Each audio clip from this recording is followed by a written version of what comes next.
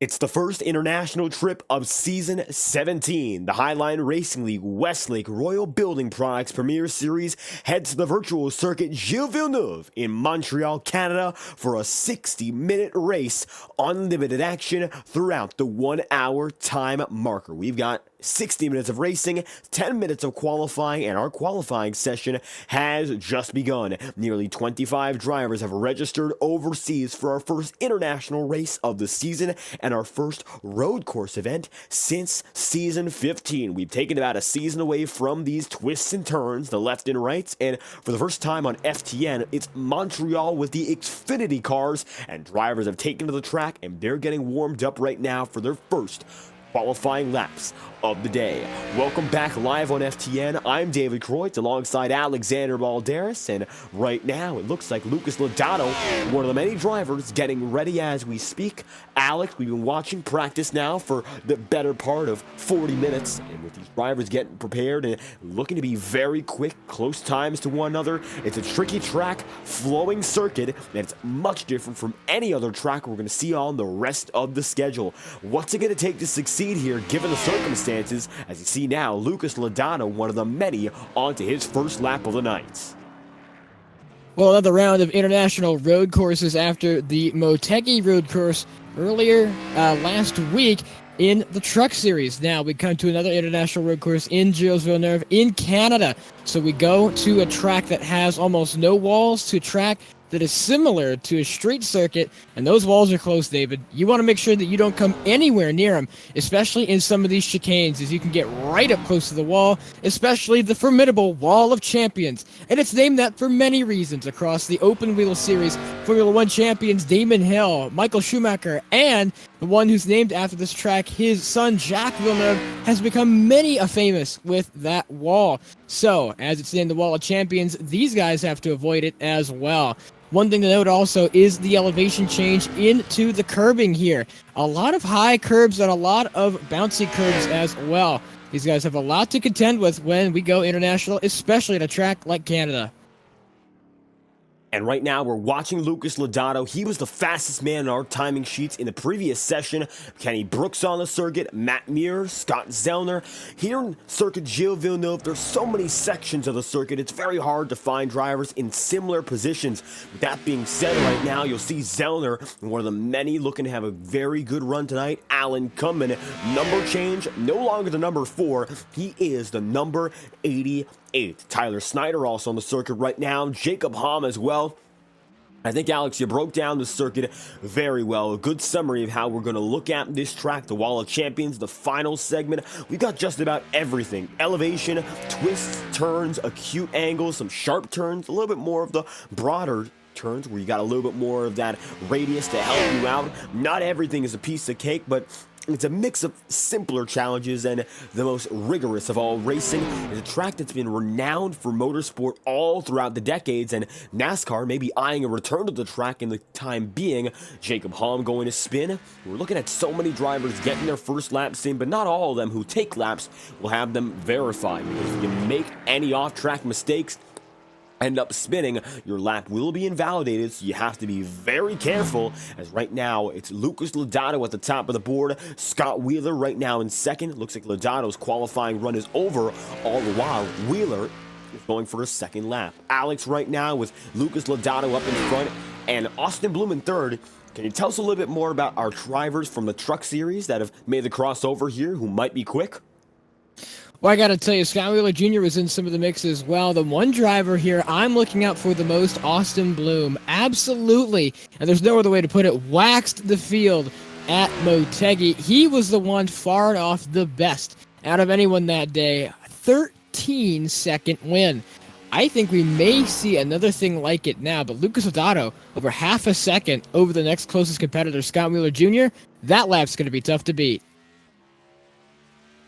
For Lucas Lodato, he is due to eventually win one of these races, and we've been saying it so long. We've seen him with his oval prowess and how he slowly but surely rose to the rank of a consistent top 10 competitor, but maybe tonight's the opportunity he needs to break out before we go back to the left-hand turns. Chad Winstead is the only driver in this entire series that we remember as a road course winner from Season 14, with the exception of Roberto Ramirez. I don't want to exclude him. But we have to remember Winstead, his first victory on FTN was Mid-Ohio in Season 14. That was in 2022. Ever since then, we've had road course races, but none of the drivers who won in those events are with us today. So we're looking at a very, very clean slate. And with these Xfinity cars, it's completely different because we've gone to the next gens. We've also gone with the Gen 4s, different packages, which have given us a bit of a refresh for the drivers. They're all relearning what they're looking at. Adam Bazzi is up into 4th. Scott Zellner is in 6th.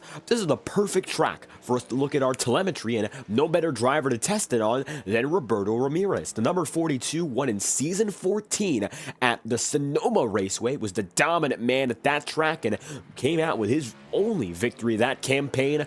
Ramirez has slowly but surely etched himself into the top 15 as a consistent driver on the ovals and the road courses. He seems to be just about as good, if not better, at these types of tracks. He's a driver, but also a member of the Spire Racing paint scheme team as one of their graphic designers, a well-known force in the number 42, and with the Forge of Eagles paint scheme, he's going to come around this time by to complete his first lap. At the bottom of your screen, you'll have all the driver telemetry, and you'll get all the inside information about how Ramirez takes on this lap.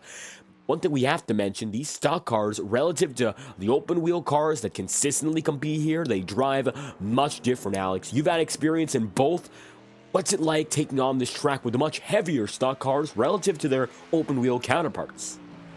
You're absolutely right, David. Heavy stock car, 3,600 pounds of muscle that you have to move around this tight road course crafted for the open wheel cars. You mentioned that 4-speed manual and a solid rear axle. So these guys have a lot to work with as they wrangle around these turns. This car is great for road courses because it really shows who can wheel a race car the best. This is absolutely a talent car, and it needs someone to ring it out. And right now, that gap's still half a second. Lucas Lodato on provisional pole over Scott Wheeler Jr. Austin Bloom close behind. But I want to know where he got that half second, David. That we got to find out. Half a second here in Montreal is no joke because there is no other driver in the top 5 who's separate by more than about 1/10 of a second. If you go back further, then there's some bigger gaps, but 5/10 at the front of the field is a big deal to pull away with. Roberto Ramirez right now going to be in 6th. He and Corey Blevins are the only 2 drivers on the track right now.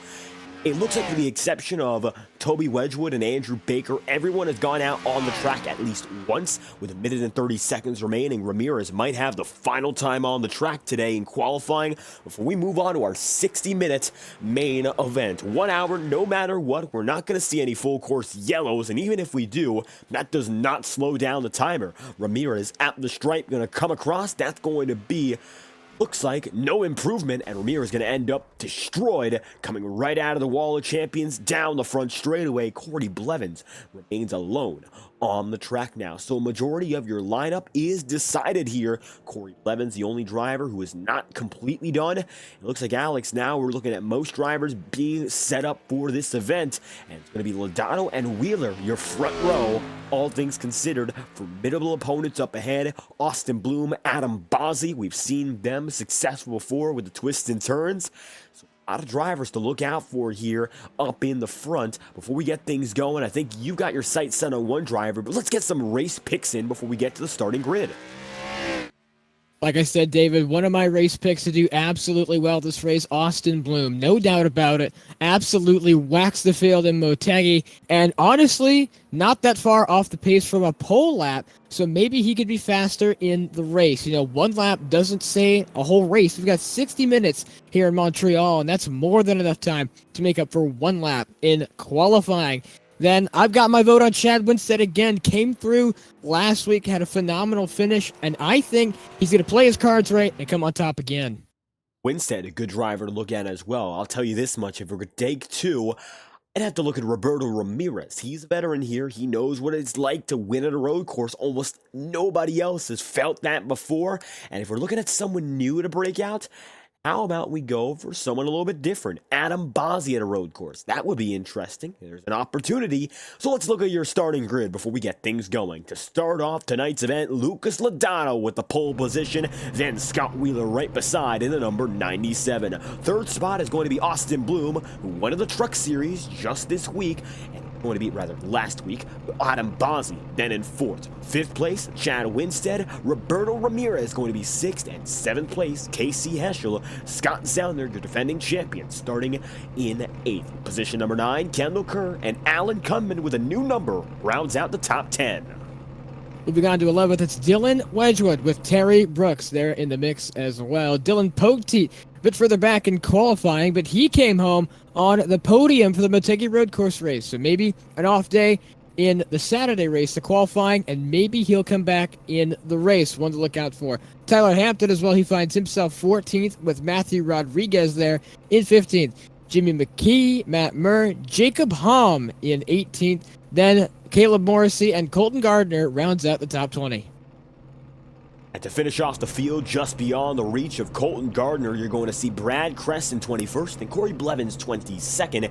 And from there, those who really conclude this grid, it's Tyler Snyder, Andrew Baker, and behind them, 2 more in the field. That's Kenny Brooks in the 54 and Toby Wedgwood 26th, and last on the order in your starting grid tonight from the Circuit Gilles Villeneuve. Now, the iRacing official pace car slowly but surely going to get going. It's going to be Emma Ox in the chat rooting for Adam Bossi and Alexandra rooting for Austin Bloom. So already some fan support here. If you have a favorite driver, make sure to let him know. Lily Sobey rooting for Lucas Lodato, who's going to be up in the front of the field with our pole position tonight. Got a lot of very successful drivers in qualifying, getting some fan support here. So once again, unlimited chat room access. Subscribe to the Fireball Talks NASCAR YouTube channel. We'd love to hear who you're repping tonight. As now we get moving down through the Wall of Champions. It's going to be a short pit lap, given the fact this is a very long circuit. You do not want to go all the way waiting around, and it's going to be a timed event tonight. So it's not going to be based on laps, it's based on 60 minutes. When we get to the green flag, it's the first time tonight, and we get rolling, it's going to be non-stop from there. Lucas Lodato getting the man that leads us in. Green flag set to fly as the iRacing official pace car is going to come down and in. Looks like next time by as the lights are back on, extending the pace lap. We'll see whether or not this actually plays into the strategy here. How long this pace lap is, it might actually affect how the race goes on. The reason being long laps, and we're going to see the fuel window become especially important. Alex, as we get through this one, 36 laps of racing is predicted on our timing sheets right now. Realistically, we'll see 34 or 35. I think it's going to be a little more important now to save during this pace lap, or is the strategy not going to be really effective here? David, I got to tell you, if we're seeing 36 or so laps, it's a 2.71 mile circuit around here.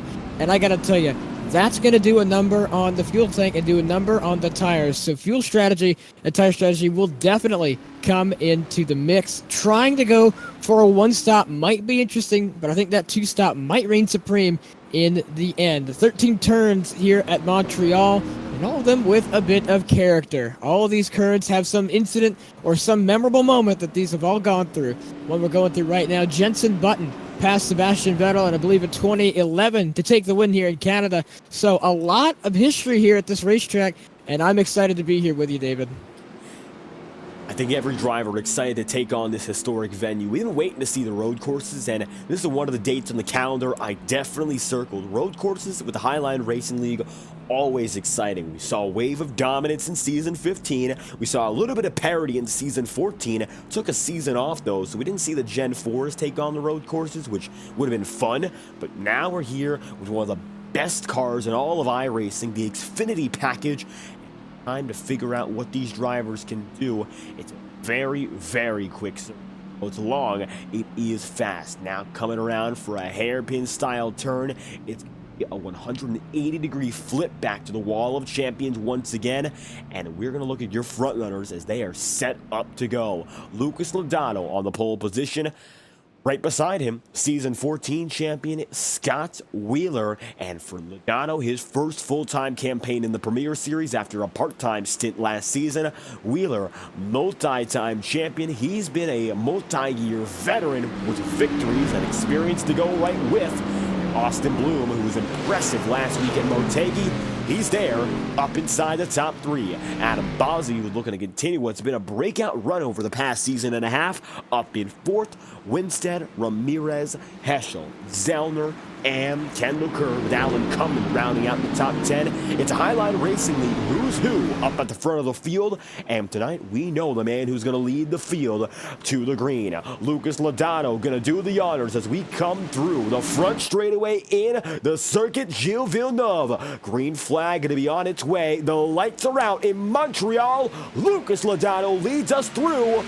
Welcome to Canada.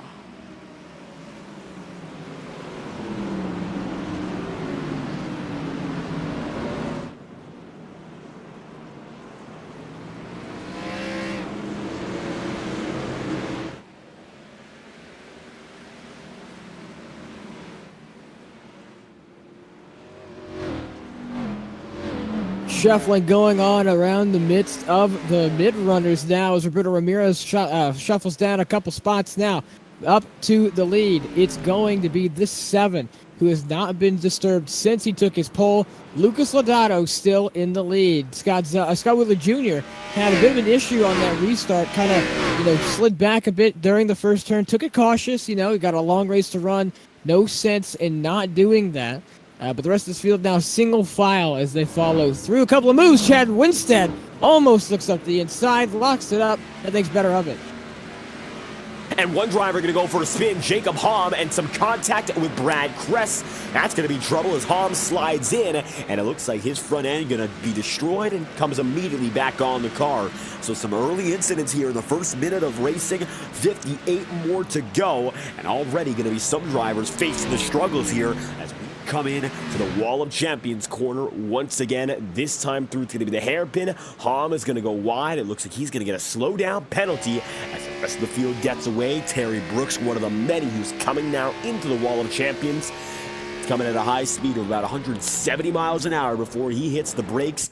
Lucas Lodato is out and ahead, and he's going to be there clearly leading with Scott Wheeler second. Then from there, it's going to be third in Austin Bloom, Bozzi, Winstead, Ramirez. Everyone comes by, but so far, no competing with the man up in front. Looks like Lodato gets a nice jump, and that's going to be all he needs to begin building that gap. Gotta wonder, how important is that first lap here relative to the rest of these laps in the race? We're estimating now about 33 laps of racing, and that should be the case with pit strategy and such. So watch out for that lap counter as it goes up. We're having a little bit of trouble showing it tonight since it's a timed race. However, we'll keep you updated every lap and where we are relative to minutes and to laps as well. And we've got both estimates running at the same time. A lot of information coming right at us here and a lot of battles. Dylan Poteet now going to be with Jimmy McKee, Terry Brooks, while the front runners get away. The mid-pack is still dense as it gets, and everyone fighting to get themselves settled in the early going. Right you are, David. And one thing I've noticed, Adam Bozzi, he's one to be late on the brakes. Saw him in turn 1, almost got right up to the back bumper of Austin Bloom, and you can see him just close in to the hairpin, so he's really good under braking. One thing that you need to be here at Canada, so many high-speed braking zones and so many things you have to look out for. Him being good on the brakes certainly means he can carry his momentum the best out of anyone else entering the corner. That battle continues to heat up as the rest of this field spreads out. It's been a pretty calm race so far. Lucas Lodato over Scott Wheeler Jr., Austin Bloom, Adam Bozzi, and Chad Winstead make up your top 5. These guys have all been really, sort of kind of careful since the lap 1 start, and then Chad Winstead locked up his right front, thought about making a move, and thought better of it. 56:20 as left on the clock as we enter turn 1. Adam Bozzi going completely over the curb, using every inch of the racetrack. And it looks like right now, a few more fans coming to the chat room. Pierce St. Rose, thank you for stopping by. Looks like some Lucas Lodato support for the man who's already leading. He's looking good out in front, 2 seconds ahead relative to his competition. Right now, Bozzi getting behind Bloom as it stands. With no major moves for these drivers, just beyond your top dog, as Lucas Lodato still finds himself ahead. Tactful Pie. Hello from Brazil. Thank you for stopping by. Great to have you here. International support in an international race. We're here in Canada, so away from our usual location in the United States, and Lucas Lodato right now is thriving. One battle is getting close, side by side, going to be Andrew Baker and Matthew Rodriguez. Matthew goes down and in, gets the spot from Baker, makes the move, quick pass, and just like that, gets around. Dylan Poteet right now going to be with Jimmy McKee. If you ride on board with Dylan right now, he's going to be running in 14th. And for any driver outside of the top 5, it's going to take quite a lot tonight to get back to your leader. We're now 3 laps in out of 35, but gaps are growing, and they're being established more and more. At a road course, it's unlikely for drivers to really all be at the same pace. There's always one driver that thrives more than the others, or a few more that struggle relative to your leader. So it's hard to say that the field is going to be connected all night long, but at the same time, when you look at it in the perspective of the drivers, it just isn't realistic. With that being said, strategy will be the great equalizer for those who maybe make mistakes and try to be a little bit riskier. Adam Bozzi gonna get close to making a lunge there on Austin Bloom, decides to wait for it. Chad Winstead also there as well. 3 cars fighting to stay inside the podium and making moves, perhaps one spot or two they'd like to gain. We haven't seen much of that so far. Everyone's settling in nicely, and the mid-pack maybe a little more fiery as Dylan Wedgwood is there with Terry Brooks and Kendall Kerr, not to mention Jimmy McKee also in the frame. This is the closest battle on the racing circuit, and it's for the final spots in the top 10. Those guys battling it out as well, as these guys really want to get close.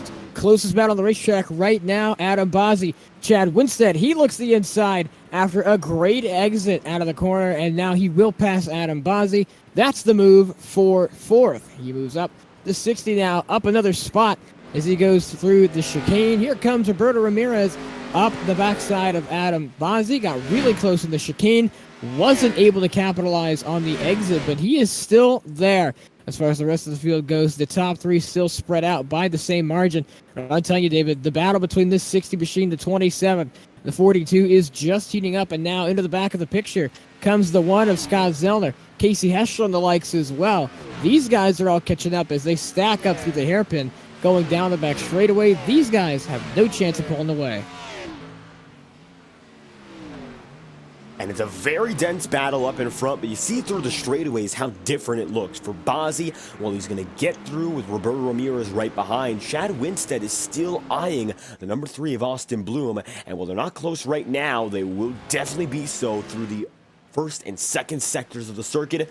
Looks like Colton Gardner and Andrew Baker having a little bit of trouble. Nothing too crazy. They get going, a little bit of smoke, but it looks to be all in normal racing territory. For Gardner, he's going to lie back a bit further, and it looks like now Jimmy McKee with a little bit of trouble, fading back, and now Caleb Morrissey in the grass. Morrissey going to do some lawn mowing. They're still side by side, entering the first 2 turns, a back and forth switchback. Morrissey nearly making contact with Jimmy McKee again, sends the 48 high, and Caleb Morrissey now going to be on the move. That's the number 6, just barely getting He's going to through. give him the bumper, David. He's going to lock up.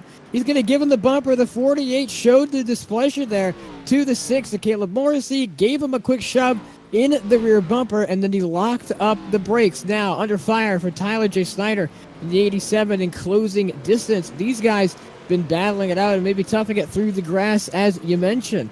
Look up further through the field. Brad Kress now trying to catch up to this pack. Tail end of the field, near in the middle of the pack, Dylan Poteet. He found his way back up a spot. He's now in 13th and looks to make a pass on Terry Brooks as he slid through the chicane, locked up the left front tire, and that's what we're going to see a lot through this race. These guys not a little bit underestimating the power of these brakes, overestimating the power of these brakes and maybe locking up a fair bit more. We've seen it a few times in some pretty crucial places, so these guys not having a good time when getting on the brakes. But right now, these guys battling it out tougher than ever. Tyler Hampton now in closing distance of Matt Murr. He is less than 1/10 of a second behind it. I think he might go for a dive here towards the wall of champions in the final chicane. He looks to the inside, and he's still looking. Almost gives him a shove. If somebody's going to lock the rear, he's going to wheel hop, and he's still going to be able to make it off the corner. But Hampton gets a better exit. You saw the 70 slid. He's going to get right up back behind, going to use that outside lean, which leads to the inside, takes it around the outside. Tyler Hampton, he's going to slide off the track through the grass, loses a spot, and in the picture comes Caleb Morrissey. And now it's going to be the Jonestown Jet in the frame. There's a battle still. Brad Kress and Matt Muir. You see now Muir going to have that spot over Kress in the number 9. However, Brad is close and he is still gaining as they're going to now get into our first sector of the circuit, making it past the wall of champions. And, of course, our first switchback, number 70 of Muir, is going to hold on. And Brad Kress remains now in 15th. One driver that's going to lose time is Dylan Wedgwood, now side by side with Terry Brooks. Brooks going to go down below, taking Dylan Poteet with him, and it's going to be a 2-for-1 here. If Dylan Wedgwood can't quite hold on, he'll get the spot back on Poteet, and now looking to keep it there with Terry Brooks. Can't quite do so. Terry going to gain, and now it's going to be Dylan Poteet who's up next, hoping to put himself in the picture. Same goes with Matt Muir, the big red number 31, now in the perfect opportunity to maybe make a placement or two out of this one. Dylan clearly pressured, and now there's a train of drivers looking to get by this number 98. There's going to be Kress. There's also Matt Muir, Tyler Hampton, even Caleb Morrissey. That's how close they all are together right now as they all rush through the DRS zone into the wall of champions and go for another lap. We're 7 laps in with 50 minutes remaining, and now that we're through the first 10 minutes of this race, we know who's got the speed, who doesn't, and it looks like right now Lucas Lodato is 8 seconds ahead for the race lead. I'm telling you, David, these guys are bunching up here in this pack. We got some of the closest battles on the racetrack, just within from 3rd all the way dropped down to 8th. A lot of these guys within half a second and closing on each other. So pace starting to fall off here in the Xfinity car. Tire wear is more something than ever. In Iora, we saw that just after about 10 laps, the fall off was 1.5 seconds, and that's on an oval. Got 2.71 miles here of twisting and winding roads. Can you only imagine what that does to the rear tires with that solid axle? But these guys all battling it out. Closest battle on the racetrack right now is Adam Bozzi getting back up to the rear end. Scott Wheeler Jr., Austin Bloom able to get that spot done. Chad Winstead makes some moves up. He finds his way all the way up to 2nd, but it's still Lucas Lodato who leads by a comfortable margin as he is completely out of the hairpin as we're all entering the hairpin. And he is far ahead of just about everyone on the field. Maybe Kenny Brooks going to be in jeopardy being put 1 lap down. Jacob Hamm is 3 down. Corey Blevins is retired and 4 laps down. 22 drivers are on the lead lap right now. And it looks like it could be Kenny Brooks in jeopardy soon. And that he is, because Kenny goes down a pit road. So Lucas Lodato will put that number 54 1 lap down. Look at how empty the track looks right now for Lodato. Then you take a look back, 8 seconds, and it's going to be the Hornet's Nest coming right behind Chad Winstead. Even Casey Heschel now going to be in the mix, and you see Casey trying to get in with Roberto Ramirez. Ramirez and Heschel have so far been the protagonists of our championship fight. Coming into last week, it was Roberto Ramirez with the overall points lead. He still finds himself in that hunt right now. Let's talk about the points in particular. Let's not play the game of going around it. Here are the overall point standings as we come into Montreal in tonight's race. At the top of the board is going to be Casey Heschel leading by 4 points over Roberto Ramirez, and currently Ramirez is just 2 spots ahead of Casey Heschel. They're still very close to each other, and Adam Bozzi, who might just be labeled the 3rd protagonist, he is in 3rd in the championship standings, 13 points behind. Alan Cummin, James McKee, Tyler Hampton, all very close, and a matter of fact, your top 6 separate by 26 points. Going back to Tyler Hampton. So with that being said, all your front runners in the championship are once again up and ahead. And for Ramirez, he's hoping to come out of this race with the championship lead regained, as he's once again ahead of Casey Heschel here just by a few spots. But each position very valuable in this championship fight. That's your look at the championship leaders. Lodato not one of which, however, him being up in front plays a big role because everyone trying to chase him might see a little bit more aggression to start, but everyone now laying back knowing he is far out in his own world. It would take a miracle to get back up to him without him having, of course, an incident. Right now, for Zellner, Bozzi, Ramirez, and company, they're all running their own race and running it nicely. Closest battle right now going to be further back with Muir, Kress, Hampton, McKee, and Caleb Morrissey, as you mentioned, right behind the 70 of Matt Muir.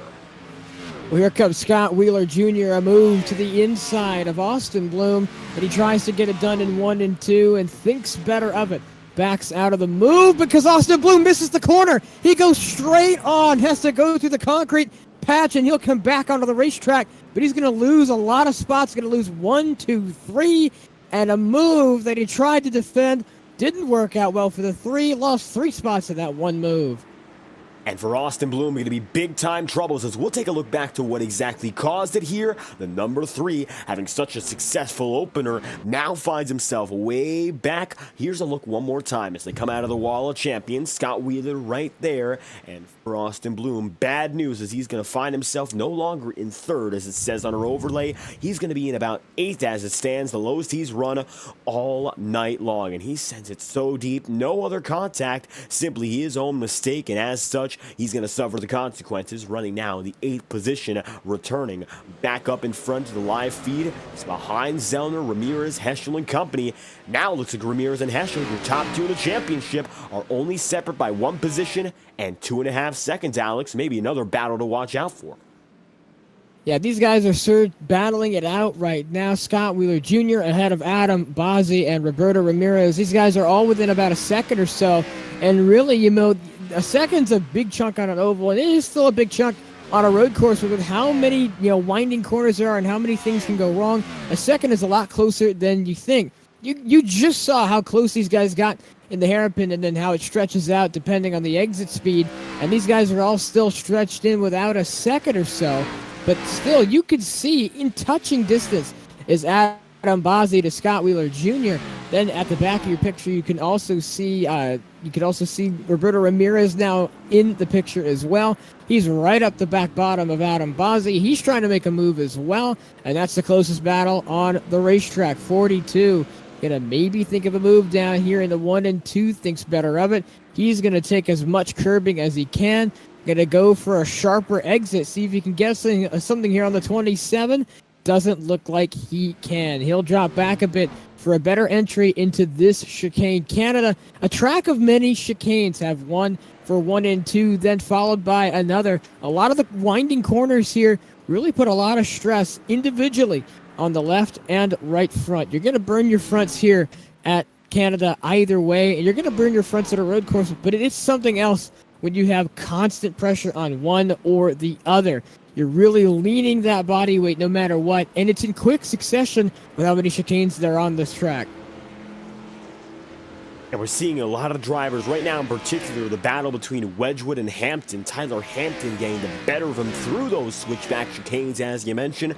That moves Hampton up to 12th, and Dylan Wedgwood back down into 13th. 10 laps in at a 35, 42 minutes remaining. Wedgwood in the grass. He'll give up a spot to Brad Kress now, and the number 98 ends up fading back a little bit more.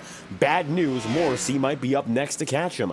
Up in front, further up through the field. Looks like we're also going to see Tyler Hampton chasing after Terry Brooks. Nice exit there for the number 5, smooth and controlled. Brooks using up every inch he could to try to get away. Really couldn't get all too much out of it. And right now for the 23 of Brooks, running in 11th, about 2.5 seconds away from Kendall Kerr. Not much else he can do but run at his pace. As right now, that's done him pretty good. Through the opening third of this race, give or take, Brooks, one of the drivers who slowly but surely kept his pace, and currently 11th. He started just about this spot. The lowest he's been all race long is 12th. So he has been a model of consistency. And with Tyler Hampton now right behind him, we might see a little bit of that bubble bursting. But Brooks doesn't give in, and he stays right ahead as they come through the opening section of this circuit. No big deal there. Lucas Lodato now has a 10-second lead. Adam Bozzi and Roberto Ramirez now going to be separate by less than 5/10. A lot of these kind of two-car individual battles, David, that's a thing that only Canada can produce. A lot of these guys going to battle out because they know they want the spot. And we've got about 41:27 left on the clock as we speak. So we've still got a majority of the race left to run, but these guys want that track position. Around the outside goes Tyler Hampton, and I believe he's going to get the move made. Yes, he is. He drops back right in front. What a great move by the 5.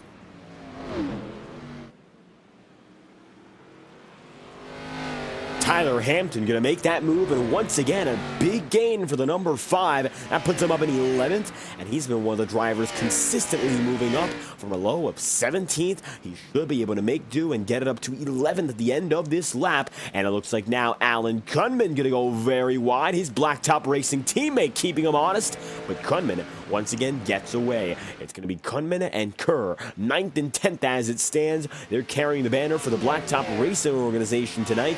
Brad Kress is in 13th, and Jimmy McKee is in 16th. Scott Zellner is going to be slow, losing 2 spots, giving it up to Casey Heschel and Austin Bloom, respectively. So it's now Zellner in 8th as Kunman and company come across the line. This time, Alan Kunman down a pit road, so it could be a 2-stop strategy.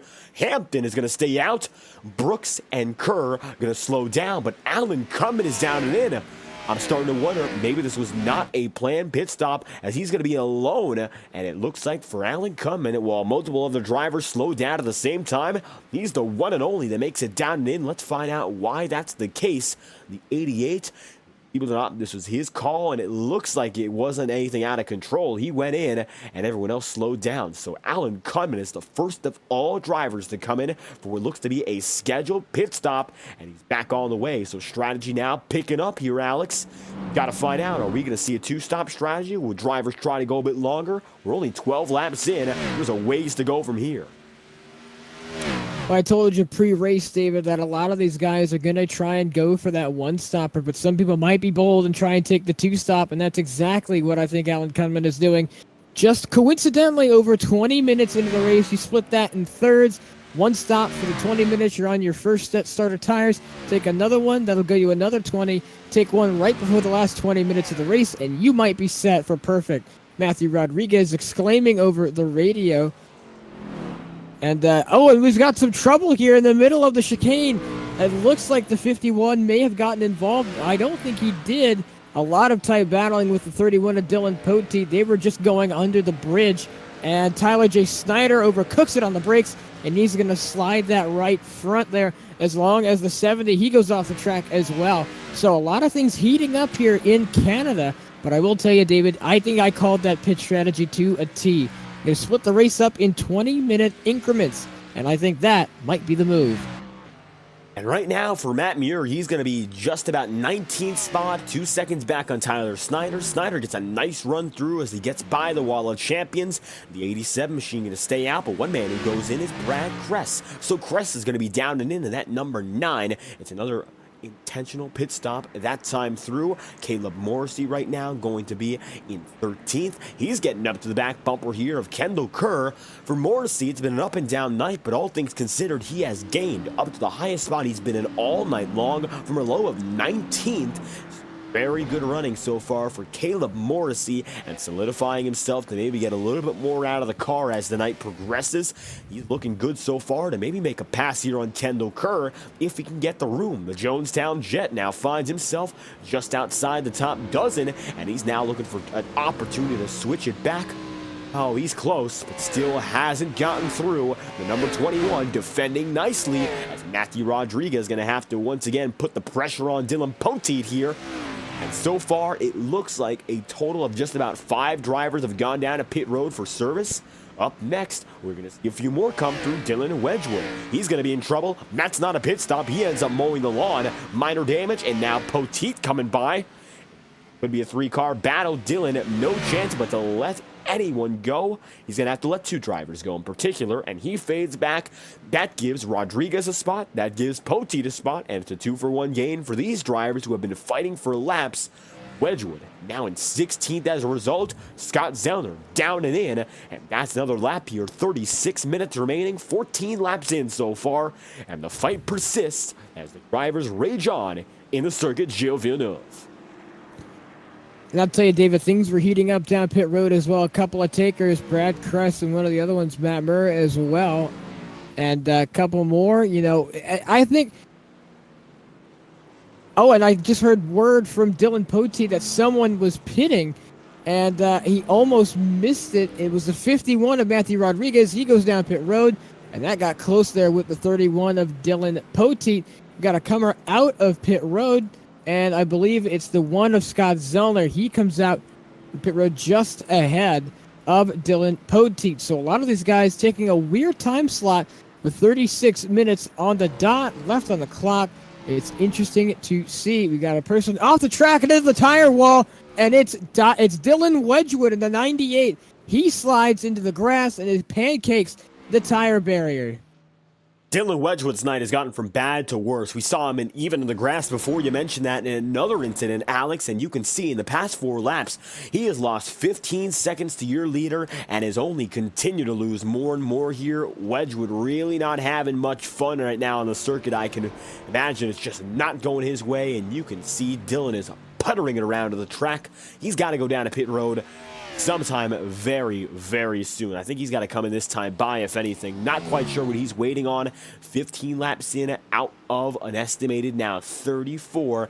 Dylan Wedgwood, treble again, and now Austin Bloom comes through.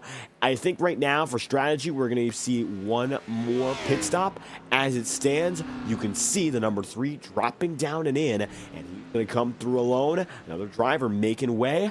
I think right now for a leader like Logano, maybe the opportunity is at stake to go for 2 more laps and make it a split of a one-stop strategy. 15 laps out of 34 that are estimated, maybe go in at the end of lap 17 and not have to worry about pit strategy for the rest of the night. That might be the way to go for Lucas as he finds himself leading by 12 seconds. Jimmy McKee also comes down and in this time by as Dylan Poteet comes right by our screen.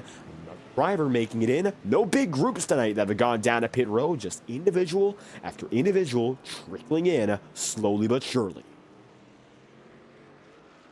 I gotta wonder, David, what's going through the mind here of Dylan Wedgwood? Just night gone from bad to worse as he couldn't tell if he was pitting. Yes, he is now. And I wonder if he's coming in to park it. Had multiple incidents on the same lap, lap 14. He went off in another chicane, went through the grass, then took a wide, insanely wide, went off to the runoff in the hairpin, finds himself down pit road. Let's see what he does here. He comes into his pit stall. I believe he's going to take tires. I wonder what's going on inside his head as he had a few more incidents. And I think maybe that might just, I think his pit stop might be good for him. Gives him a chance to, reset and think, well, hey, even though I had those mistakes in the last run, let's see if I can do something better and do something different on the next run. Because he's trying to split it down the middle. Close, but not close enough. Just about 3 minutes off the mark from the halfway point in this race. 33:15 on the clock. Dylan Wedgwood. It comes down pit road. Now, I think he might be done. He is staying in his pit stall. And while you mentioned Wedgwood's troubles continuing, Scott Zellner going to get by Kendall Kerr. Caleb Morrissey trying, couldn't quite get it done. That's going to move Zellner up to 10th. Kendall Kerr out of the top 10 for the first time in this long green flag run. And as such, Terry Brooks down and in as well. So Brooks going to make the move through. And he's down and in right now. So is Dylan Poteet. Another group of drivers making their way in, slowly but surely trickling in on their own. And now Roberto Ramirez looking for a spot on Scott Wheeler. He's quicker, but doesn't quite have the room. He's going to look high, maybe try to lunge it down from a different angle. Ramirez right now going to be in 4th. He's gained a spot from Casey Heschel. Now 2 positions up on your championship leader. And for Ramirez, a podium would be huge for his championship chances. Now finding himself just about a 10.5 away from Scott Wheeler when they're at their closest.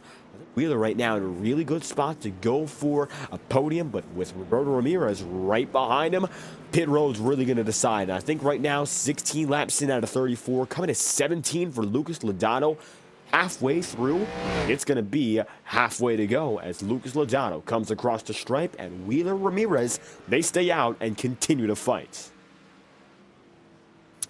A lot of these guys, David, really struggling out there on the racetrack as the runs get longer and longer. It takes a lot of wear out of these guys. And our group of 3 finally comes down pit road. They all come down in a train. It's going to be Scott Wheeler Jr., Adam Bozzi, and then in the mix as well, going to be Roberto Ramirez, able to pass the 27 as he finds himself in front of him. All 3 of these guys going to take their pit stop. Let's see what happens here. 27, the last one to stop in his box. It all depends on the exit that they're going to get. 4 tires and fuel is going to be it no matter what. These guys are going to want to take that, and there's no sense in taking 2 tires. Roberto Ramirez, the first to take the jump. Adam Bozzi, slow pit stop, extremely slow, as he will fall back. Scott Wheeler Jr.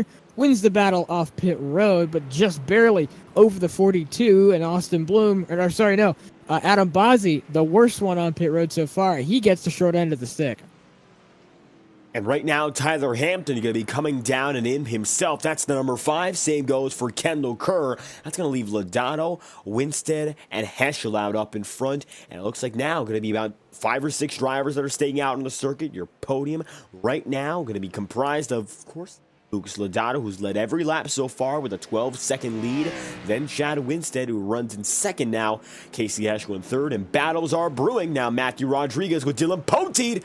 Dylan's going to go up the track, and he's going to make it a side-by-side fight with Terry Brooks as well. Brooks gets by Poteet. It was a very close battle between the two of them. It was a quick one, and now Terry in his 16th. Rodriguez up to 15th. He'll make by, and now Lucas Lodato going to come across the stripe and stay on the track. We are officially into the second half now, and as such, now we're going to watch the battles go once again. It's going to be Bazzi and Roberto Ramirez. Bazzi going to remain right behind. Casey Heschel is up in third. Chad Winstead just went down to pit road, and now you're starting to see that cycle finish up. Chad Winstead is going to drop back a spot or two as he's going to return to the track in about 20 seconds. Drivers coming by the wall of champions will maybe make up a few spots. All the while, Tyler Hampton now going to be side by side with Jimmy McKee. They're going to take a spot here. This is the fight for 13th we're watching. Familiar faces go at it again. Hampton slides down the inside. The 48 has to take note, and then he'll get a wider exit. Let's see if he can make it work on the down the back straightaway. And I think he spun his tires just a bit too much. The 5 of Tyler Hampton makes the move in the hairpin. He is able to get the move done. Let's see if Jimmy McKee has anything else that he could try in protest coming up to the wall of champions here in the final chicane. And he just slides the tires, and there's nothing he can do now. He has to try and get it again, but he won't. He'll slide back. Tyler Hampton has the spot handily as we see another taker down pit road, and it's Caleb Morrissey who comes down as well. And then a lot on the track as well as Matthew Rodriguez is battling it out with Terry Brooks. We've got a couple of guys. Tyler Hampton is in the grass. He spun in turn 1, found himself around in the grass, now having to lose more spots. He's side by side with the 51 of Matthew Rodriguez. Believe he might lose the spot here. And yes, he will, but that causes the rest of these guys to stack up. I think we might have to take a look at what happened to the 5. And while Hampton has troubles, Chad Winstead is going to have a very close call merging in with Scott Wheeler. And you're telling us this much, we might have to look back at Tyler Hampton, so that we will as he keeps his fight going in the number 5. He's still there with the Matt Muir Designs machine of Matthew Rodriguez, and also going to be right there with Terry Brooks. Taking a look one more time, it looks like a very similar incident to one we saw previous. Namely, of course, we saw Caleb Morrissey having some trouble around here, and Tyler Hampton himself not been the squeakiest clean of nights, but it looks like once again trouble gonna bite this 5 crew, and you're gonna watch it getting loose and overcorrecting into the grass. Luckily nobody else involved, but that 360 gonna cost an awful lot of time and send him way wide. And then you see there the duo coming by, which sent Hampton now into 12th. Matthew Rodriguez got passed, so Tyler Hampton already makes up one of those positions. And that's our quick look back here, Alex. Nothing too detrimental for Hampton, but he's going to lose a lot of time, which is about as important here as track position.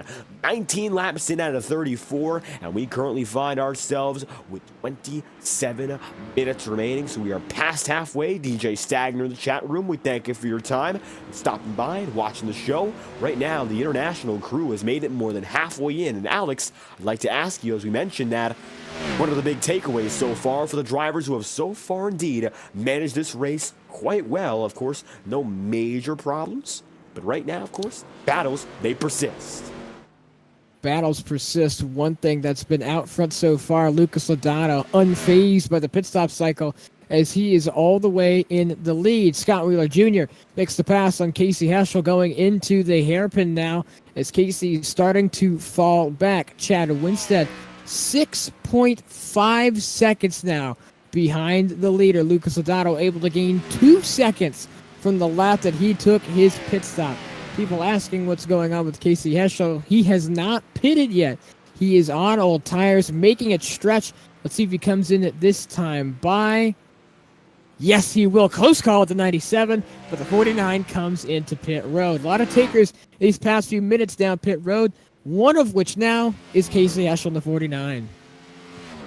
So with Heschel down and in, that's another driver going through, and just about everyone, with the exception of Colton Gardner, has come through for their pit stops. DJ Stagner watching this one from a Taco Bell, so foreign territory to most Canadians as well as Brazil is. So we got a lot of very international support for the fans tonight. We thank you all for watching, and as such, Casey Heschel has dropped back big. Of course, he went down to pit road. The majority of your pit cycle is done and done. Very good to see every driver coming through nicely, and now your front runners get back to business. Lucas Lodato has been untouchable. So far, he's led 19 of 20 laps today. He's set to lead all but one if he stays out in front. And it's been nothing short of a fantastic breakout night for the number 7 team, one that has been looking for such a good night for the longest. We've seen Lodato make his way into the Premier as a very, very consistent driver, the Premier Series, that is. He came from the trucks, one of the first true graduates of that series, and now he's got an opportunity to break through in a way that no other truck graduate has done, with a dominant race victory, unlike any other that he's put on before. Now, of course, Alex, you watched the Truck Series as their broadcaster here, and you've seen River Page as well, and you both in good connection with one another as you've seen the Truck Series continue to grow. Lucas Lodato, one of the major examples of the Highline Racing League development system, and he might be the prime example of how that system can create great drivers from scratch. So for Lodato, what do you think it's been like for him to progress through this league and now have the expertise to go out here and absolutely destroy the entire field in Montreal? Well, it's been one to see David. He's made his way through the ladder, and now he has enough to tussle with the big guys. He's now absolutely crushing the field. 7.6, almost 7.7 second gap. As I can't get the words out fast enough. That's how fast he is on the racetrack. Caleb Morrissey going to be spun, and there's contact in the back of the field. Morrissey going to go into pit road immediately, and we've got trouble, Alex, and I'm going to have to cut you off there. It's the Jonestown Jet taken for a wild ride, and he is all off the course. Take a look back one more time here. Kendall Kerr going to be involved with Caleb Morrissey, and we saw it on board as it happened. Here's a look one more time as the channel lock number 6. He's going to be involved. Brooks is going to get contact, and Kendall Kerr goes wide, and as he tries to renegotiate the course, and that's exactly what catches Caleb Morrissey. It's a 4-car kerfuffle. It's a 2-car incident, and that's going to bring Caleb Morrissey to pit road. That's his night done. Kendall Kerr now going to be in 15th, and as such, trouble in Montreal. Kerr keeps on going, but it looks like that very, very quick reconnection of the track is going to take Caleb Morrissey's race, and it's going to go up in smoke. What's odd too, David, I just went on board with his cockpit and his motor didn't blow. And to what it looked like from what I could see on the tachometer there, I didn't see much engine damage, if any, at all. So it's an interesting call to park it, and then now his race is over. He's left the race, and it's, his night is done. But it's interesting though, because he really didn't get much damage from that, if any at all. Really small contact with the wall, and he could have easily backed that up and resaved it, but Montreal taking another soul here. And attrition really becoming a bigger factor here. We got 18 drivers on the lead lap. Colton Gardner is the last of which, as it stands, Gardner has actually not gone down to pit road. He's on a 21-lap stint.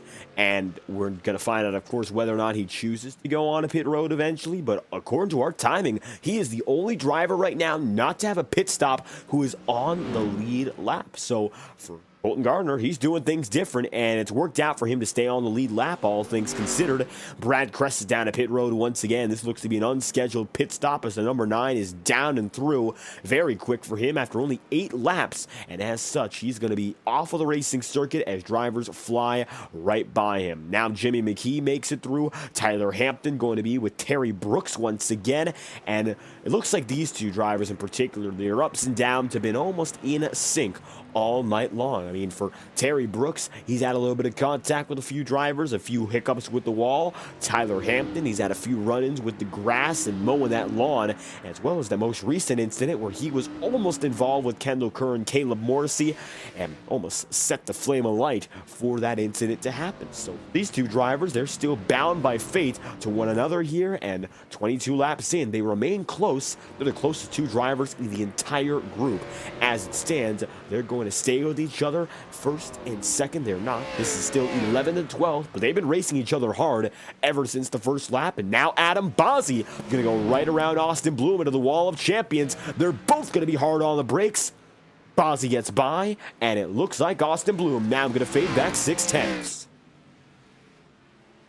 I gotta tell you, David, some of this battling is getting to some of the people in here. We've been road course racing for almost 40 minutes straight, no yellow, and it looks to continue. These guys having the stress of this street-like course, and it's taking its course on some of the drivers here tonight. One of the closest battles on the racetrack, Tyler J. Snyder, and Kendall Kerr. These guys were close as well, just in 2/10 it says. On timing and scoring, that gap now looking to increase as, I believe the 21 has spun. Yes, he has. He has spun around in one of the chicanes. Believe that's turn 9. And he has gone around, and he will save it and come back around, but he loses a couple spots in that, David. We are taking an instant replay right now as to what happened with Kendall Kerr. As you mentioned, the number 21 going spinning, fighting with Tyler Snyder. And that's where it all comes down to the hairpin. Kendall Kerr, he had an incident here with Caleb Morrissey just about 3 laps to go. And you mentioned it, I think that's exactly where this occurs. So as we look at Kendall Kerr once again here, Alex, he's going to fade back to 15th. Not the best night for this team. And it looks like incidents starting to compile as we take our look through the wall of champions.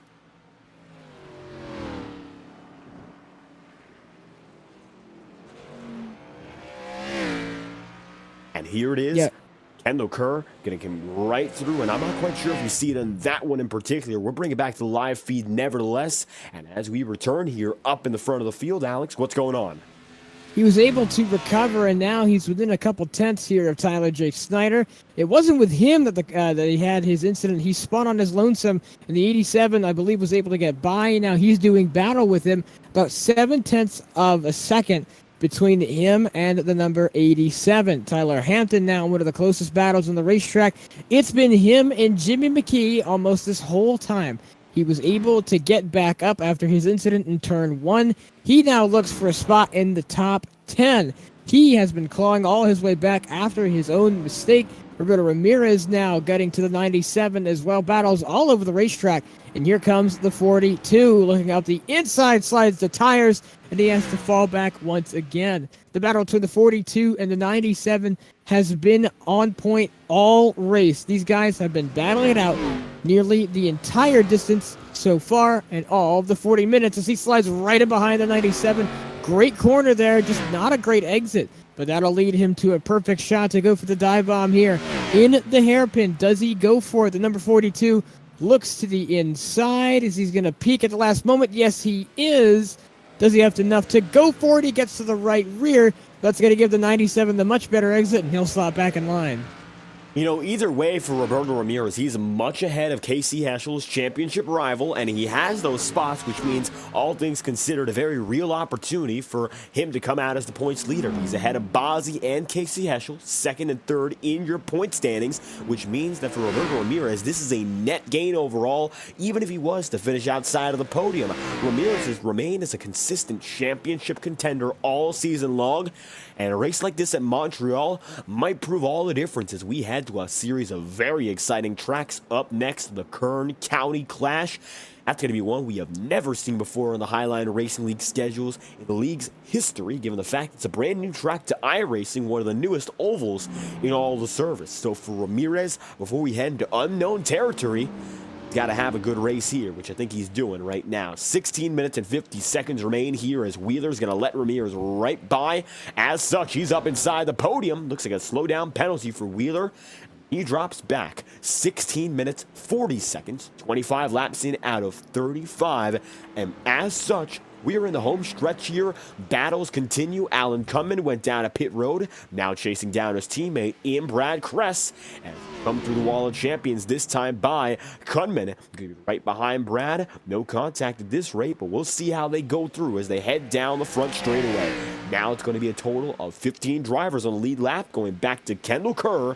Lucas Lodato with a 9-second lead. Cunman gets right by Brad Kress. Just looking at that pass, David, the number 88, makes up a spot. He's up to 12th. Now Terry Brooks in his sights. Well, it's going to be a far wide sight. 9 seconds, the gap between him and the number 23 of Terry Brooks. We've got a lot of huge gaps. One of the biggest on the racetrack is the leader, and then second place, 10-second gap over the rest of the field. Lucas Lodato has been almost absolutely untouchable this entire race, and it's been something to see. He has not been able to get anywhere near close to second place because he's been almost a sector clear of everyone else on the racetrack. And Lucas Lodato right now, no doubt he is in the prime position to go and get this victory. 10 laps to go for him. Estimates are showing, which is about 15 minutes flat away. He has done everything he needed to so far to gain this lead and retain it. He put Dylan Poteet 1 lap down that time by, and as such, Lodato now finds himself with another driver off the lead lap. That leaves us, of course, now with 15 remaining. Dylan, not much else he can do. Nobody as quick as the driver up in front. Speaking of course, drivers, Colton Gardner went down a pit road just 2 laps ago, and you can see he's now going to be 1 lap down, 17th on the scoring pylon. So his race overall, not the way it could have gone if he stayed out. Jimmy McKee going to have some trouble, and Terry Brooks makes it by. Jimmy going to lose several seconds as they come out of the wall of champions.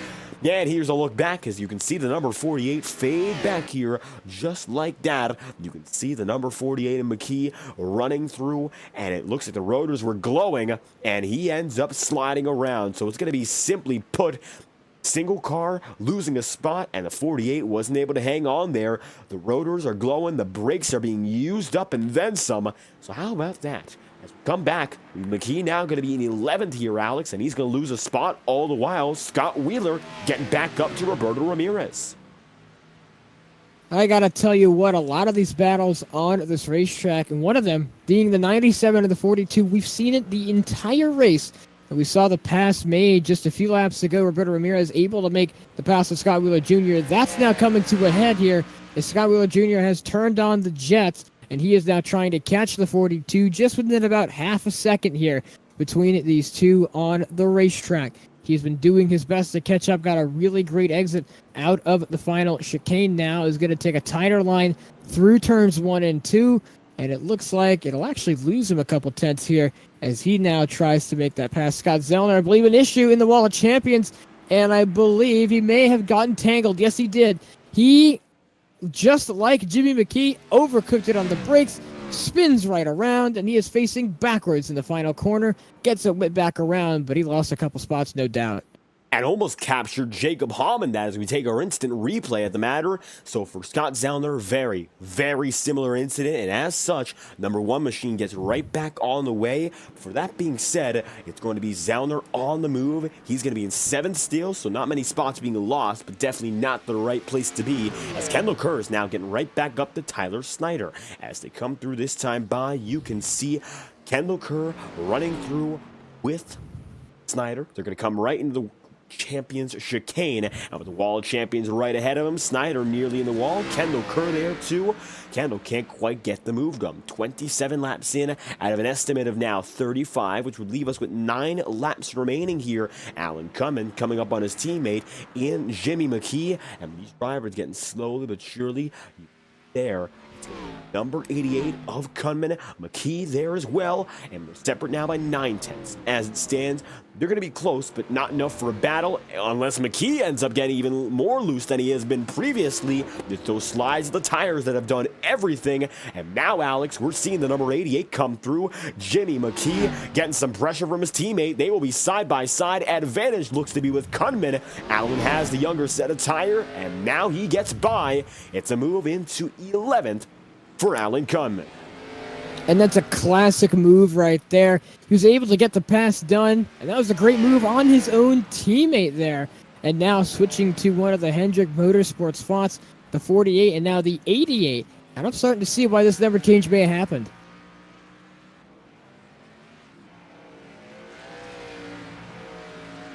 And it looks like right now for Alan Cumming, he's been able to make just about a second and a tenth. Just like that, he's got the gap growing. Come now through to the Wall of Champions. A nice move there for Cumming. Going to get by his teammate. All of a sudden, you're seeing everyone calm down again. Kendall Kerr hasn't quite been able to get up to Tyler Snyder. Just hasn't been the way it's gone. And so far, every driver in the field is separate by more than a second relative to one another. Lucas Lodato, once again, has an 11-second race lead. It's going to be Chad Winstead in second and Roberto Ramirez in third. Podiums remain the same now ever since about lap number 25.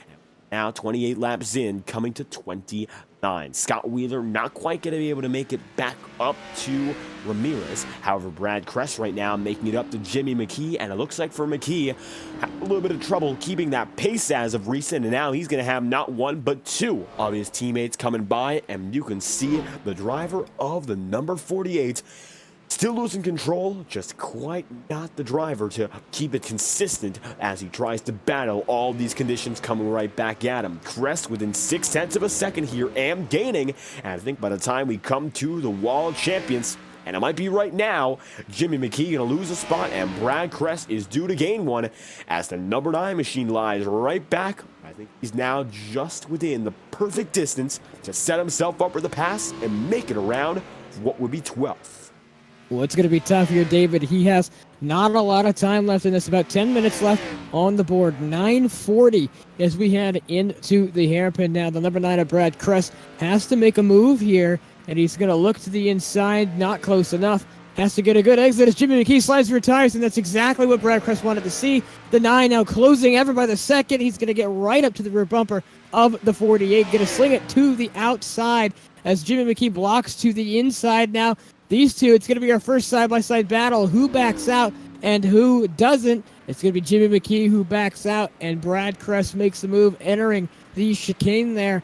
And I thought they might go side-by-side. Haven't seen it yet. Doesn't look like we'll be seeing it at this rate. But Brad Kress makes the move in the final chicane to take the spot over Jimmy McKee. So Brad Kress now going to make it up into 12th. As such, it's going to be Blacktop Racing running 11th, 12th, 13th, and 15th, respectively. Not the best of nights for the entire crew. However, still running consistent, as you see now, Casey Heschel right behind Austin Bloom.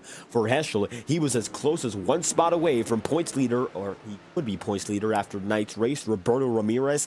Casey Heschel entered with a 4-point advantage. However, it looks like he will end with a deficit and might end up within about 5 points of Adam Bozzi in the backwards direction, as Jacob Hamm is going to let these drivers go right by. Heschel, as it stands, finds himself in 7th here and gets by Hamm, who was a lapper already. Now his next step is to maybe get up to Austin Bloom, maybe try to get up to 6th. However, right now, 30 laps in at a 35, odds are still slim that's going to occur. For the driver of the number 3, Bloom is going to find himself just about a second and a half away. Hasn't quite given anything up so far, and it looks like that will remain the same as drivers come across the line once more. 6 laps to go. Everyone going to be far from one another. Jimmy McKee right now might end up in the clutches of Tyler Snyder with how slow he's going. However, I think that depends upon whether or not he hits the wall once or twice.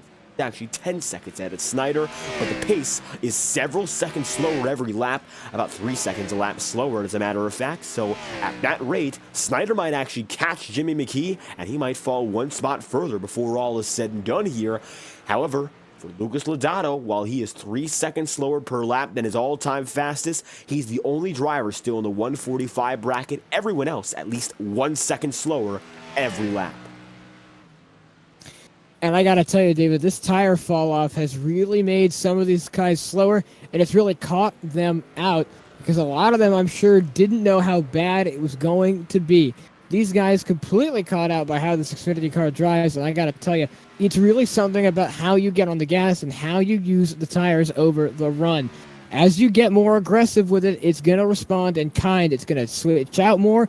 We've seen a lot of people lock up, seen people spin a little too low and maybe rearward on the brake bias for some guys, and that's just what it comes out to be. Some of these people caught out here in Canada, but they might be seeing bliss here as the light on the other side is getting closer. 6:30 left on the clock to run. We're coming up close to the 5 minutes left here in this race from Canada. And the field is as spread out as it's been since this race began. And I got to tell you, Lucas Lodato, shades of Austin Bloom, almost a 13-second lead as he's going to cross it right now, I believe, as it's 12-9. And there it is, 13-second lead for Lucas Lodato over the 60 of Chad Winstead. And for Lucas Lodato, nothing short of dominance all night long. And I think right now the real question is, does he have anything left in the tank to maybe even push further? Because it looks like he's not giving up in regards to making those moves. 5 minutes and 50 seconds left on our 60-minute race tonight. And Lodato has been full on ever since the jump. As it stands, he finds himself ahead by 13 seconds and even more than that now. Even as the race has gotten down to the final laps, he is still gaining on Chad Winstead. Winstead and Ramirez, former road course winners in this series, they're running second and third, so as we expected, they do well. Scott Zellner having a little bit of trouble once again, and it looks like he is stuck once more, and you're not seeing a good angle there, but he should get back on the way. Zellner now gets moving. He's spun once more. Here's an instant replay as he gets stuck right before our camera, and you can see out of the second corner, and he almost locks it up with a tire barrier again. Zellner, not a good string of laps. He now fades back into 9th and might be in jeopardy of going back further into 10th here. Scott Zellner, slowly but surely getting involved in more incidents. We first saw him alone spinning out of the Wall of Champions. A similar spin, a different place, and now might lose another spot. Well, he's in danger here from Terry Brooks now, the 23 with a charge to the one of Scott Zellner. They go through the chicane. Scott Zellner overcooks out on the brakes. He's going to go over the curb and in through the grass, and around on the outside goes Terry Brooks in the 23. A textbook move as he gets it done around the outside. Nowhere. You don't really see a move made on the outside, but a mistake from the one of Scott Zellner makes that move possible. Now, Scott Zellner also under fire from the 88 of Alan Kunman. He passed Brad Kress and his teammate Jimmy McKee just a couple laps ago, and now he's looking to see if he can make a move on the number 1 car. About 0.3 of a second behind, and I believe he might be faster. Let's see what he gains here in the final chicane. Great move under braking. He's going to get really close, take a peek down to the inside, and that's going to mess up his corner there in the end. Able to get it done. Looked at the move. Wasn't able to complete. Now, he's about 1 second behind. So that move cost him a bit of time. And he's not got a lot of time here, about 3:30 left on the clock. Jimmy McKee, once again, trouble there out of the final corner. He'll spin alone, and now Tyler Snyder is within closing range. Number 87 picking up the speed like a bullet down the front stretch. McKee gonna block fast. Snyder not gonna have any of it, and they will go to the first corner. Snyder not happy. He'll back off hard. Jimmy McKee on, of course, the road to losing another spot. He has to hamper the 87 immediately, and Snyder gets sent back 9/10. He's made it up 9 seconds already. What more can a second take? That's the big question. He's here to pop it. Zellner now going to be once again chased down by Alan Kunman, and the Blacktop boys are still falling back here. However, it looks like it could be the number 88 of Kunman who makes up inside the top 10 after all is said and done. The number 88 machine going to find itself just about a 10th or 2 behind Scott Zellner, and it looks like now Scott going to be able to recollect his thoughts. Now Tyler Snyder's goal to make it back up and gain more time. Running through this time around, it's going to be braking zone 3, 2, 1. Snyder going to brake a little bit later, trying to make some more time back up. And 2 minutes and 20 seconds left on the clock. We will be watching Lucas Lodato with intent, and it looks like he's going to be just behind this fight. And to put Kunman and company 1 lap down. Right now, Kunman trying to look for some room to get by Scott Zellner. He looks low, doesn't look to go deep. And now up next, Tyler Snyder, and there's Jimmy McKee. Snyder or Zellner misses the corner completely. He goes off the track, and another mistake from the 1 car costs him his top 10 spot. Alan Cumming able to make the move as he completely missed the final chicane.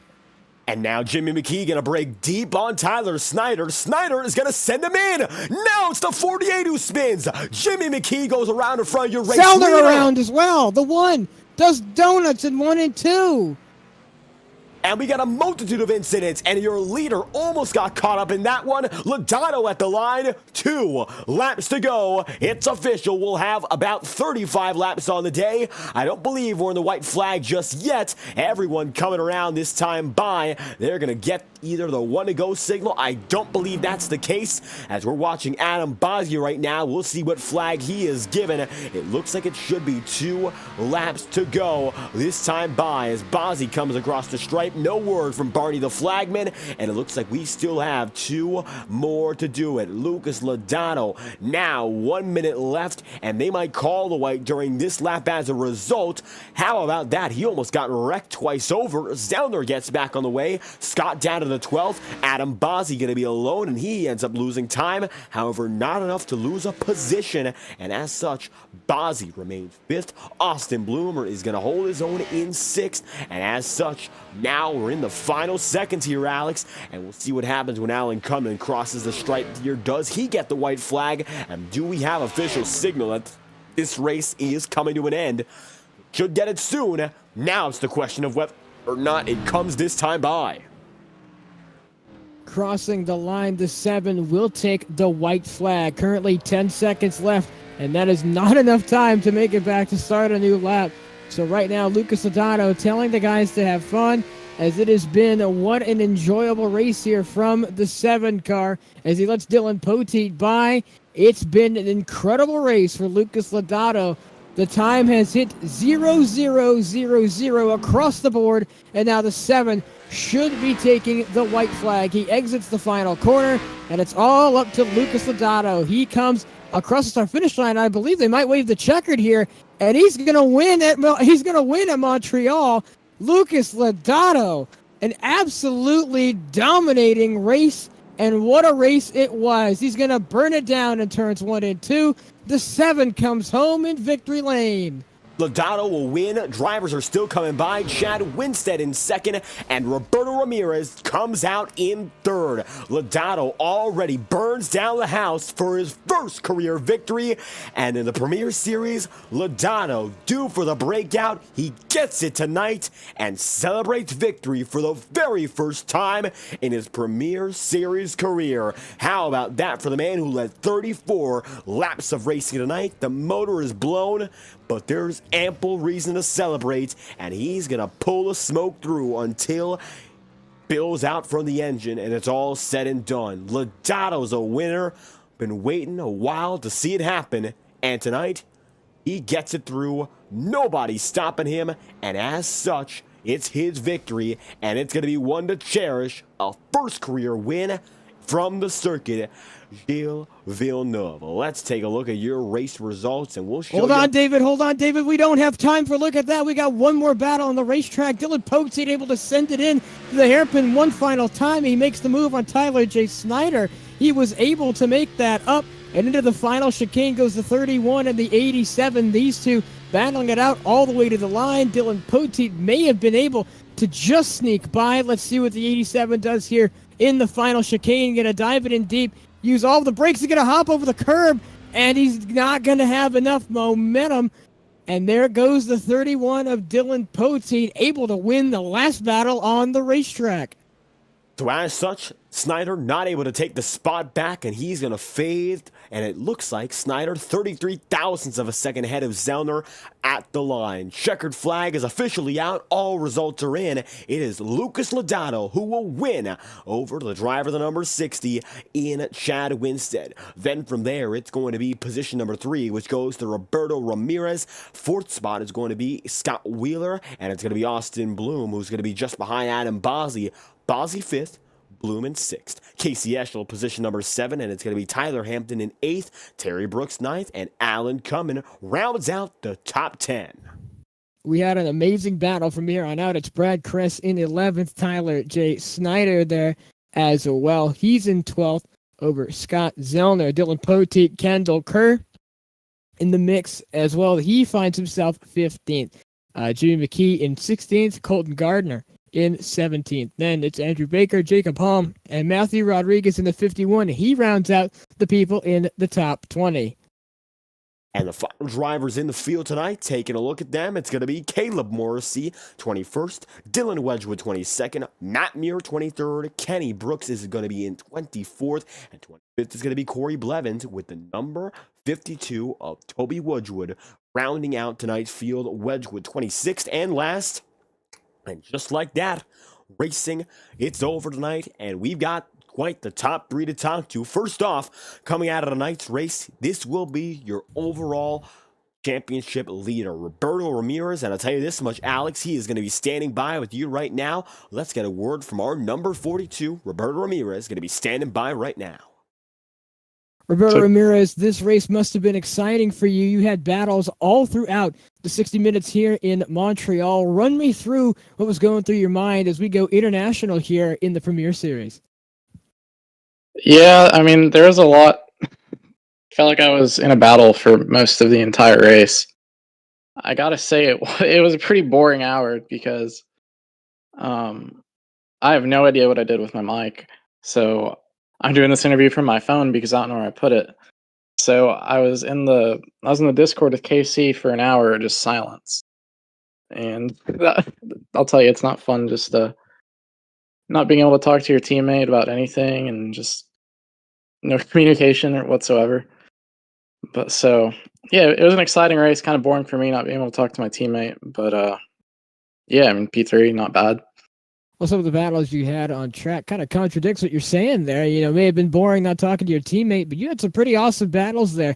The 97 of Scott Wheeler Jr. and the 27 of Adam Bozzi. We have some discussion that maybe we shouldn't go back to road courses. In my opinion, this race was fantastic. What were your thoughts on this race? I mean, I'm always going to be a little bit biased, right? Road courses are probably my best chance at a good result for the entire season. Like, it's been a good season so far, but like road courses are always the ones that I've circled to try and go get a win at. Like P3 tonight is always a good result. I think it's my best of the season, but like I'm honestly so disappointed just because like you come here and you expect to win, but like good performance deserves to be credited, and Lucas was lights out, like best car in the field the entire night. I kind of went on a tangent there. To answer your question, I like road racing. It's a lot of fun, battling throughout the field. I'm okay with whatever they want to do with it, but me personally, I think one road course a season's fine. It's a track type that is very prevalent in real NASCAR, so I don't see why we shouldn't do it just once a season. But yeah, I had fun despite the disappointment. It was a fun race. It was fun battling Scott, Adam. It kind of sucked not being able to get around him because the one passing zone on the track was my worst corner. And but no, I always have a lot of fun road racing. It can be physical. In my opinion, it's some of the most fun I get to have during the entire season. But like I said before, I'm a little bit biased. Well, you come home third after an amazing 60 minutes from the broadcast perspective. I got to tell you that. Is there anything else you'd like to say or anyone else you'd like to thank? Yeah, I just want to thank you guys for putting on the broadcast. Kendall, Toby, everyone, Adam, who puts on the series. Always enjoy. I think this is my first interview of the season, so I'm glad to be back in the broadcast booth with you guys, and yeah, looking forward to next week. Well, once again, congratulations on coming home third, and thank you so much for your time. Yep. Oh, that was the 42 of Roberto Ramirez. He comes home in third, and David, I believe you will... Oh, no, sorry. I can take the guy in second, Chad Winstead. Chad, one of my picks again, and you come home in second. Tell me how that race was. From a broadcast perspective, that race was fantastic. Yeah, I mean, if you keep picking me and I keep finishing second, I guess that would be all right because that's 2 weeks in a row. But yeah, it was a good race. Scott Wheeler and I had a couple of really crazy battles, especially when I came off pit road there. I don't know if y'all caught that on the broadcast, but It was intense. It was long. I didn't have anything for Lucas. I qualified bad. He was faster all night than everybody. So I'm happy with the second place tonight. Well, one thing we is for sure is we're hearing some discussion that maybe road courses or maybe this track shouldn't come back. I want to get some feelings from some drivers. What were your thoughts after tonight's race? Well, I personally love road courses. I wish I could get more wins on them in this league. It seems like I finish second every time we come to one, but I enjoy it. I mean, it's a fun, different challenge for everybody than the ovals, and I personally think we should have one every season. But I know some guys aren't too thrilled with them. But I mean, I don't know from your perspective if the race was all that super great. From a broadcast perspective, that's some of the best 60 minutes I've ever seen in this league. There was a lot of on-track battles between some of the guys. There was strategy calls. I think maybe an international road course or a road course, regardless, needs to come back to the schedule next season. yeah, I mean, I like that it's just a different challenge for everybody. It puts them out of their comfort zone, and it's a lot of fun in these stock cars when they're slipping and sliding. Adam put a spotter guide up for us with Zambonis for coming to Canada, and also because of how this track drove. It was like ice skating out there at times. So personally, it was a lot of fun, and I hope we do come back to some road courses. Well, once again, one of my picks does well. Congratulations on coming home in second. Is there anything else you'd like to say, or anyone else you'd like to thank? No, well, thank you for keep picking me, and hopefully I can keep bringing home these second place finishes. But I really, really would like a win. But consistency is key, and I feel like if I keep finishing strong here towards the end of the season, maybe I'll have a shot at championship. Who knows? But thank you to everybody watching, family, friends, my wife out there, and congrats again to Lucas QCR 1-2 finish tonight. So pretty stoked on that. Well, once again, congratulations on coming home second, and thank you so much for your time. Thank you, guys. The number 60 of Chad Winstead, he comes home in second. And David, my pick, comes home second again. This time around, Lucas Lodato, the man who comes home with the victory, and the number 7, a driver we've been waiting to speak to, getting it done in a breakout race. Lodato, first career Premier Series victory, one we've been anticipating for a while, but in the way it came, a dominant fashion, no denying you had the speed and you pulled through. Nobody else on your level tonight. Yeah, it's about time. Still got to get me one on an oval, but you know, when I saw the road course on the schedule, when the schedule came out, I had it circled on my calendar. So I knew I would have had the speed to do it. I just needed to put it all together, and I did. So I only had one little mistake. I missed the hairpin right before my my pit stop, or the chicane. Sorry, right before my pit stop, but it didn't even end up holding me up too much. So yeah, very good night. The car was awesome. The session was a lot grippier than I expected it to be based off my practice. So the foul off wasn't so bad as I thought, but it still got to be pretty unhappy by the time that the tires were at the end of their life. But yeah, a lot of fun. Great race for everybody. QCR 1-2, awesome. Adam in the top 5 as well. So you know, great result for us as a team as well. And a big win for this entire organization. I'll tell you this much. When it comes to the speed in qualifying, it translated just about immediately. Tire wear was a big thing for everyone, but you seem to be the only driver that kept the speed within about 3 seconds of your fastest lap. Were your tires saving it all, or were you just letting it all come to you? Because nobody else seemed to have the same speed over a long run by any means. Yeah, I definitely was saving a bit. I definitely wasn't trying to go flat out the whole time, especially with the gap I was able to pull out. You know, I just, you know, it's like that SpongeBob with the toe outside of the foot, outside of the shoe thing, you know, where you're just being really careful on throttle. It's like that exact same thing where I was just being super cautious the whole time on throttle, just trying my best, lifting and coasting into some corners so I didn't go too hot, and just, you know, letting it all come to me, just trying to keep it mistake-free as possible and not sliding the rears at all. That was my main focus. And it looks like when it came down to the night, except for what was a pretty tricky situation in those final 5 laps we saw. That. Oh, jeez. Yeah, I mean, that was very tense for us to watch. We got to ask you about that one in particular. Yeah, I got really scared there. Just in general, I mean, seeing I was coming up with Kendall and Tyler, and that they were really close and battling, and I know that every position's worth something, and you know, I didn't want to mess up their battle, but at the same time, it was pretty scary coming up to it, even with the lead that I had. Um, Thankfully, Kendall let me go into the hairpin, and then by the time that I had gotten up to Tyler, we had gotten caught up behind that deal with Jimmy, but it was within the last 3 laps or whatever. So I ended up letting Dylan by and letting Tyler stay on the lead lap and let them fight it out to the end because there wasn't really any point for me to keep ahead of them. Just let them have some fun. But yeah, that was terrifying. I don't really know why Jimmy didn't hold his brakes, but you know I understand heat in the moment type of stuff. I've done it before. But yeah, I saw him and I was just screaming like, "Hold the brake, please, please!" And then he didn't. But thankfully, it wasn't quick enough to get me in the right rear there, or else I probably would have lost it. But yeah, that was pretty scary. By the time I got past it, though, all I could do was laugh about it because it was just like, all right, well, I needed one last throw before the last lap, I guess. With that being said, we're going to see a lot of very close racing when we return. It's going to be Kern County for the first ever time in this league. And that's a track I don't think anyone really knows too much about. Besides, of course, it's a very small one. I don't know how it's going to play out with these Xfinity cars, but I'm sure it's going to be another exciting trip.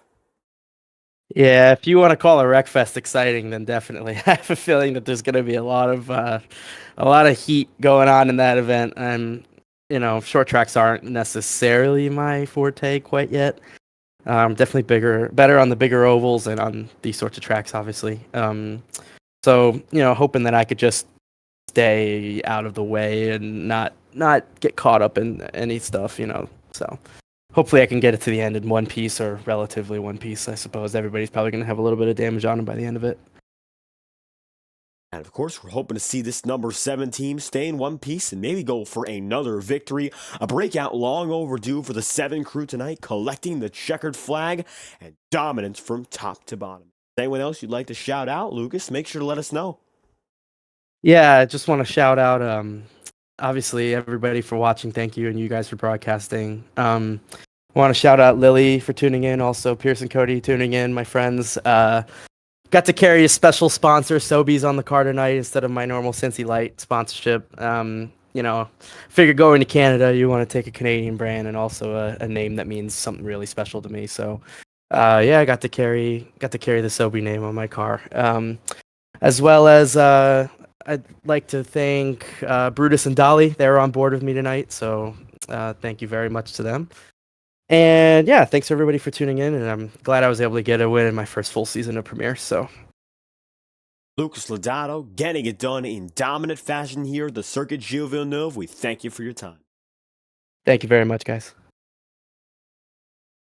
And now with Lodato on the way, Alex, we close up tonight's broadcast and we finish it off speaking to all of our top 3 drivers. Of course, the podium going to comprise of Roberto Ramirez 3rd, Chad Winstead 2nd, and to end it all off, Lucas Lodato as our race winner. How about that for the entire number 7 crew? One they've been looking for ages here, it feels like, and already a driver in their first full-time season, getting it done. Checkered flag is with Lucas tonight, and we look back on it all, Alex. What's it going to take to, of course, put it all together? Road course racing we've been waiting since season 15 for this moment, and I'll say this much: Montreal did not disappoint.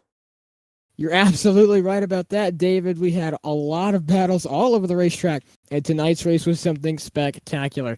I honest to God hope that a lot of these road courses may come back. You know, some of the drivers not really happy, but David, you and I both watched this race, and I gotta say, I think a road course needs to come back to the schedule next year.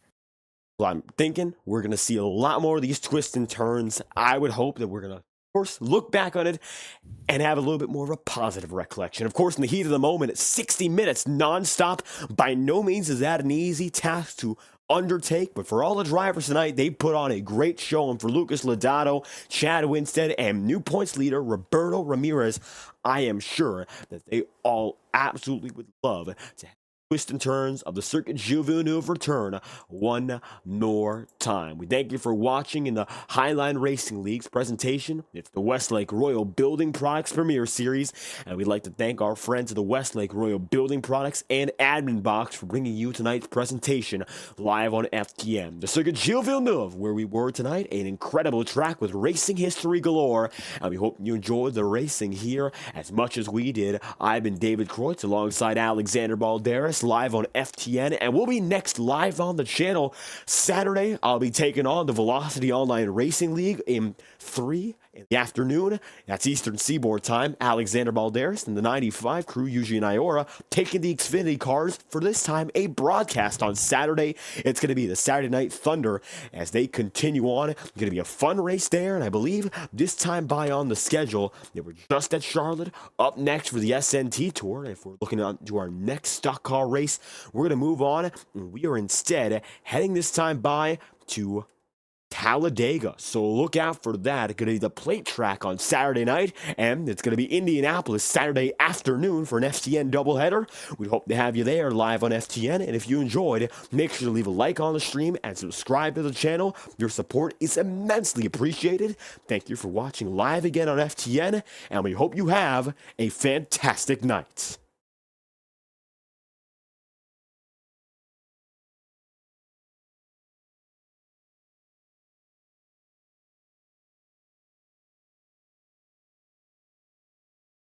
And